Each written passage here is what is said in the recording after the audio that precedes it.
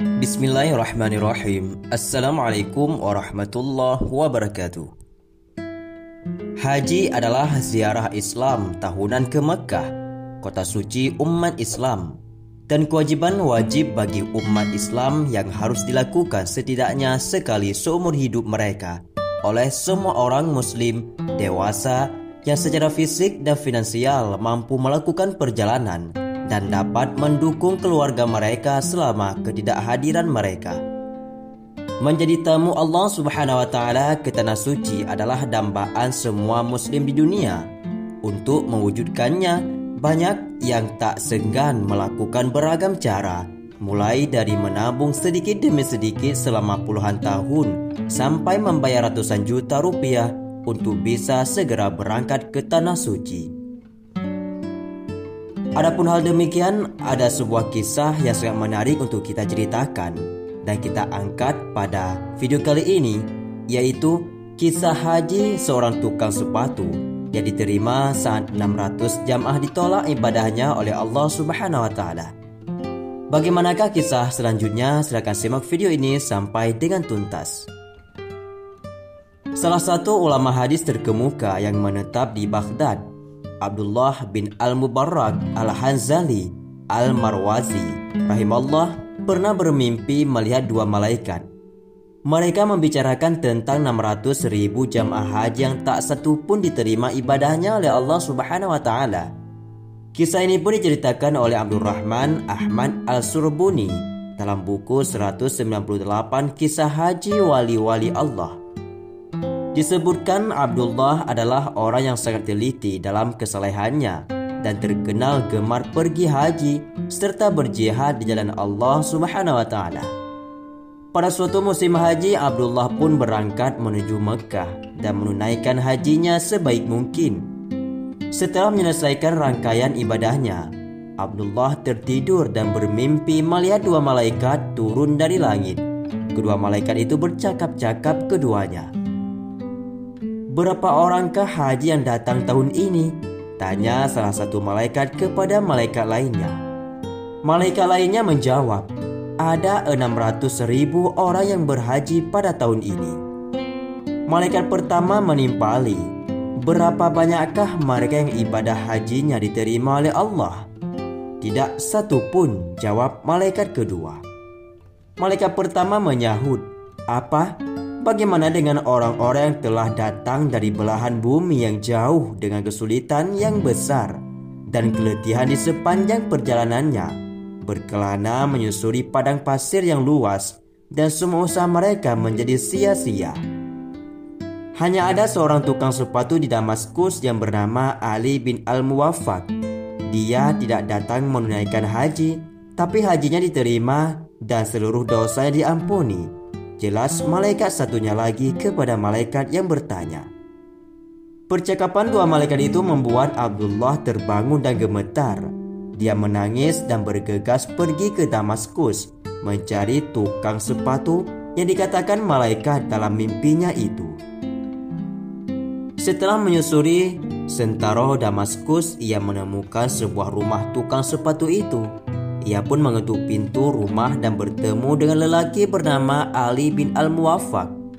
Abdullah pun menyampaikan maksud kedatangannya. Begitu mendengar cerita Abdullah, laki-laki tukang sepatu itu menangis dan jatuh pingsan. Begitu sadar, Abdullah memintanya untuk menceritakan semua yang dialaminya terkait keanehan kisah hajinya itu. Ali menceritakan, selama 40 tahun ia menanti untuk pergi haji. Ia telah menyisihkan 360 dirham dari hasil berdagang sepatu. Tahun ini ia memutuskan untuk berangkat haji sejak istrinya mengandung. Pada suatu hari, istrinya mencium aroma makanan yang sedang dimasak tetangga sebelah. Istrinya pun memohon kepada Ali agar dia bisa mencicipi masakan tersebut. Ali pun pergi menuju rumah tetangganya dan menjelaskan maksud kedatangannya. Mendadak tetangga itu menangis dan berkata, "Sudah 3 hari ini anakku tidak makan apa-apa. Hari ini aku lihat ada seekor keledai mati tergeletak. Maka kami mengambilnya, memotongnya dan memasaknya untuk mereka. Ini bukan makanan halal bagimu." Mendengar hal itu, hati Ali terasa terbakar. Ia pun kembali ke rumah dan mengambil uang 350 dirhamnya dan memberikan kepada keluarga tersebut. "Belanjakanlah ini untuk anakmu," kata Ali. Usai mengetahui kisah haji tukang sepatu tersebut, Abdullah berujar membenarkan mimpinya. "Malaikat berbicara dengan nyata di dalam mimpiku, dan penguasa kerajaan surga adalah benar dalam keputusannya."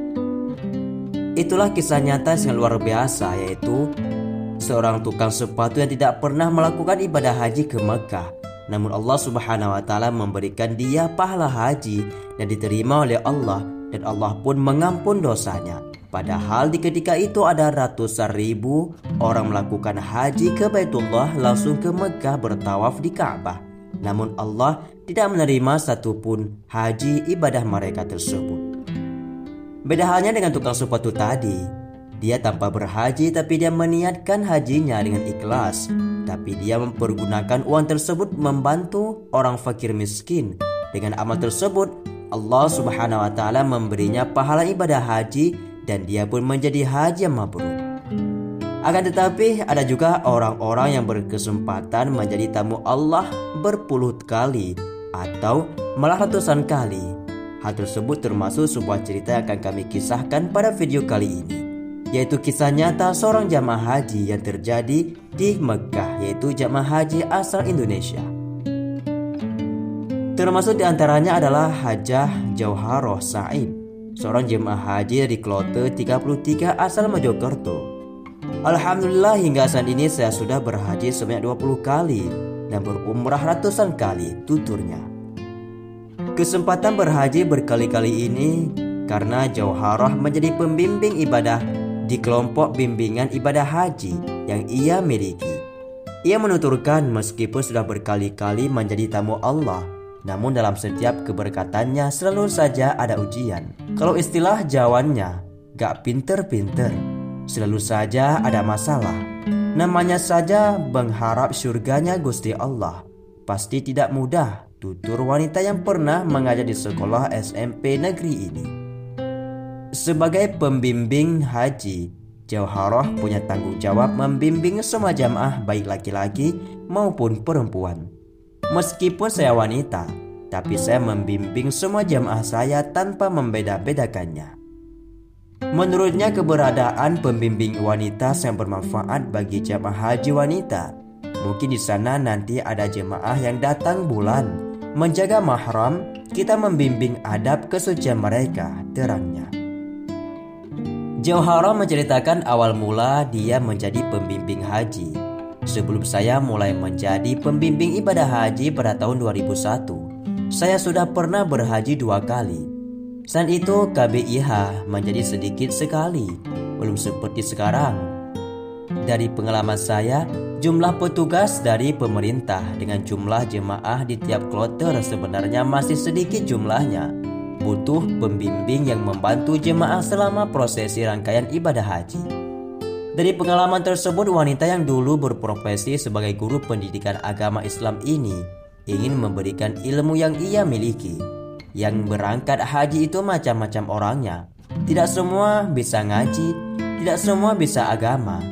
Kami mengajarkan jemaah haji yang mana rukun haji, yang mana sunnah, yang mana wajib, sehingga jemaah haji bisa melaksanakan rangkaian ibadah haji dengan baik dan juga benar, terang wanita tersebut. Jauharoh pun akhirnya bersama almarhum suaminya bertekad memberikan bimbingan ibadah haji. Dia sendiri sangat menikmati tugasnya tersebut karena dia memang menyukai dunia pengajaran. Dari pengalamannya selama ini, yang paling membutuhkan perjuangan adalah melayani jemaah yang sakit atau sudah tua tanpa pendamping. Kalau musim haji, sebelum-belumnya banyak jemaah usia 70 tahun ke atas. Itu butuh layanan ekstra karena kita harus sabar dan perhatian penuh kepadanya. Sahabatku semua, itulah kisah yang sangat luar biasa. Dan juga seorang wanita dari asal Indonesia Mojokerto yang melaksanakan haji berpuluh kali dan juga umrah ratusan kali. Dan dia pun sangat ikhlas dalam menjalankan tugasnya sebagai pembimbing haji, yaitu membenarkan dan menjaga keabsahan dan juga kebenaran jamaah haji dalam melaksanakan ibadah haji, baik rukun maupun sunnah, sehingga ibadah haji setiap jamaahnya dapat sah diterima oleh Allah Subhanahu wa taala. Semoga saja Allah Subhanahu wa taala memberikan kesempatan kepada kita untuk melaksanakan ibadah haji dan juga melapangkan rezeki kita agar kita bisa mensisihkan uang kita untuk menabung dan juga kita berangkat ke tanah suci untuk melaksanakan ibadah haji, menunaikan rukun Islam yang kelima, yaitu berhaji ke Baitullah bagi orang yang mampu. Amin ya rabbal alamin. Semoga bermanfaat. Wallahu a'lam bishawab. Assalamualaikum warahmatullahi wabarakatuh.